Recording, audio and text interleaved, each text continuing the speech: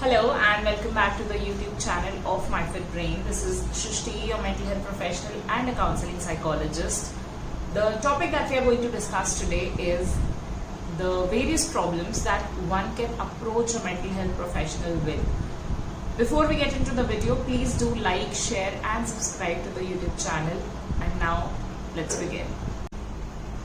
There are many problems that one can approach a mental health professional with. Let's start with the first one, a loss. A loss is what we experience and it comes in many forms and it can be defined in many ways, and a loss can mean very many different things to different people. The first step of experiencing a loss is the denial. The denial that we do not have lost anything. We have everything that we need, and usually a loss which is very difficult to experience is a loss of a loved one. And in order to get over the feeling of sadness and the grief that we carry around is to visit a mental health professional and help ourselves get better and understand our life without that loved one. Secondly, anxiety and stress. Anxiety and stress are the feeling that we feel when our subconscious mind is telling us that you need to change something or the other, and we can say that it's an alarm system that our mind has in order to safeguard us from the harm that we cannot foresee. And anxiety and stress is caused by many different reasons, and the interpretation of those reasons is different for everyone. So let a mental health professional help you understand the reason for the anxiety that you have and the stress that you feel while doing something or the other. Thirdly, it's depression. Depression is a very commonly used term these days, and let me help you understand and identify that how somebody can be prone to depression. If someone who doesn't feel like getting up in the morning and you spend so much time thinking about the same and repetitive things again, and if you have been feeling sad for more than 4 months now and feel useless at times, that I am good for nothing, I cannot do anything in my life, and many other several thoughts which are negative in nature and which are not helping you grow in any way, it is the right time to seek and help from an expert and help you understand, who can help you understand that what you are feeling is okay and how you can deal with it.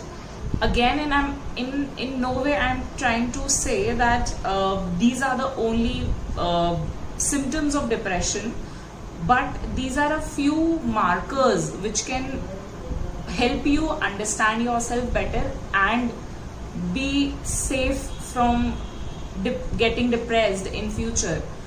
In order to get a proper diagnosis, you should definitely go and visit a clinical psychologist who is a RCI registered and a psychiatrist. Fourth is phobia. Phobia is described as extreme and irrational fear of something.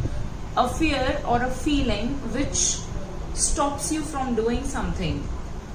Do you think that you would want something to stop you from doing the things that you really like to do? What is stopping you then? Next is family and relationship issues.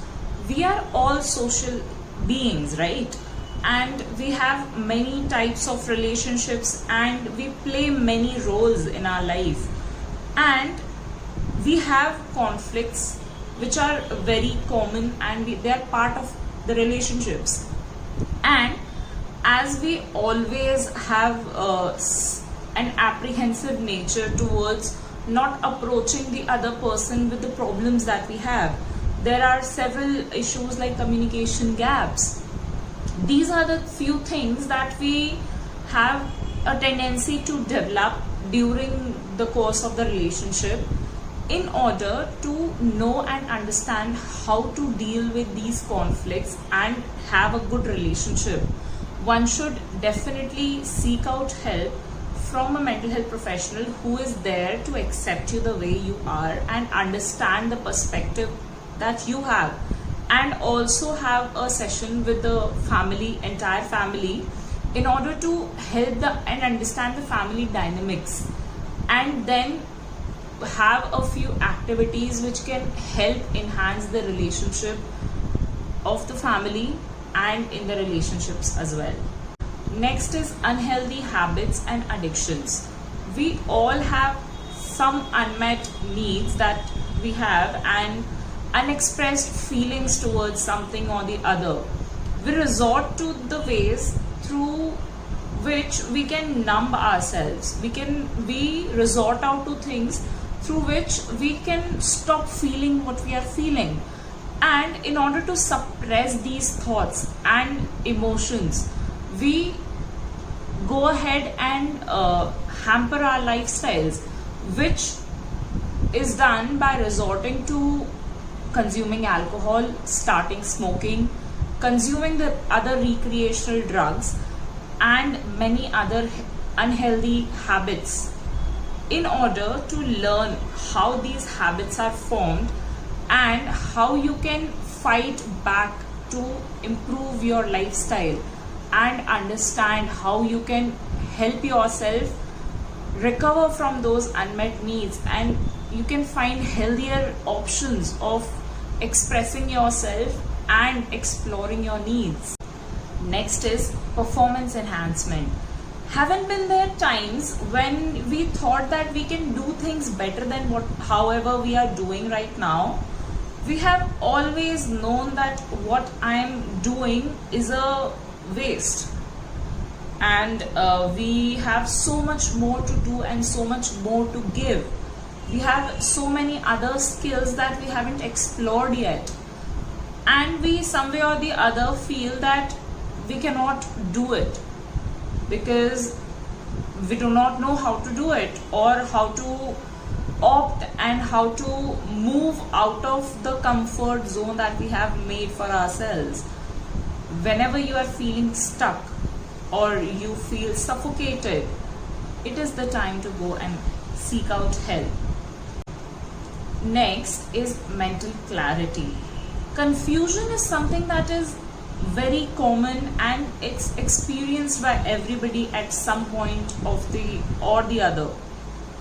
Decision making is not something that everybody is good at, and struggling with making those difficult decisions is very obvious, and we have a tendency of avoiding those situations. We try to run away from making those hard choices and tough decisions. Career is one of them, and we try and make the easiest option while choosing our careers, but in order to make those difficult decisions, we certainly should seek out help from someone who is ready to devote their time to you and give their undivided attention and accept you and understand you exactly the way you are. Lastly, the mental health disorders. Mental disorders are the problems which have biological explanations, and they have biological reasons, and these explanations and reasons have to be dealt with pharmacological interventions, and these interventions are administered by psychiatrists. And whenever the client has overcome the initial struggles of the mental health disorders and are now okay with accepting whatever disorder that they have, so now comes the role of a clinical psychologist or a counseling psychologist who can work as a therapist and can work alongside the client with the psychological interventions and help the client lead a life which is acceptable by himself and the society as well. Thank you so much for investing your time in educating yourself on the topic, and stay tuned for more such information. And please do like, share and subscribe. Also, please comment down below any feedback or suggestions that you have for me. Thank you so much. Have a great day ahead.